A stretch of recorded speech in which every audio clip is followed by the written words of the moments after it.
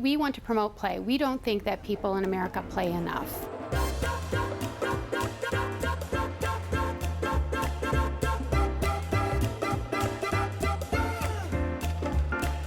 The Chicago Toy and Game Fair, which is November 20th and 21st at Navy Pier in the Festival of Halls. We have toys and games from all over the world and their inventors there.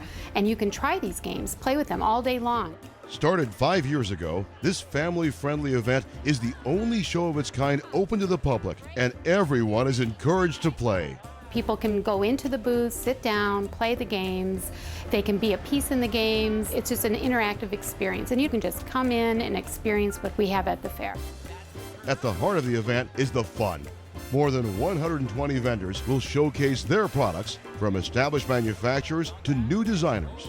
Not only can you scout out some possible holiday gifts at the fair, you can find something new to entertain family and friends. People are more interested in finding games that will encourage social interaction, sort of bring them away from this one person looking at a computer screen or a TV screen. People are looking for cheaper ways to entertain themselves. And one of those ways that everyone knows and understands because they did it as a kid growing up are board games, and games that they can play together with family members around them. So rather than spending $50 going out to a movie, they're spending $20 on a great board game that they can play over and over and over again.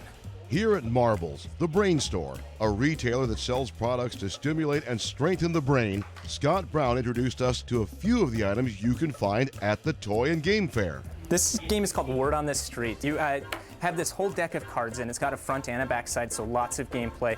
You would draw this card, first of all, and whatever the card says, so in this case it says something that is baked. You are in a race. It's one team against another, so this team that drew this card tries to think up a word that uses as many of these letters as possible. And so if something that's baked, I could say cupcakes, and then start to spell it out.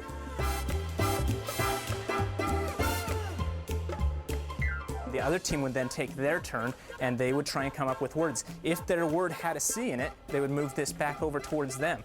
The goal is to get your letter to come off the street onto your side, and whoever ends up with the most letters on their side wins the game.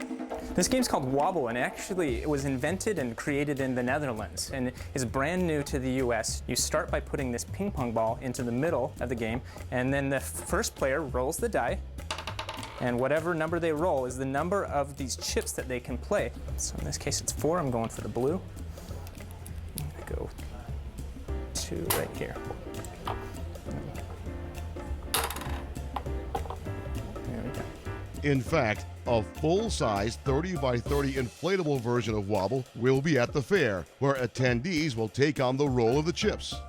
The Chicago Toy and Game Fair takes place November 20th and 21st at Navy Pier. Visit shytag.com for more details.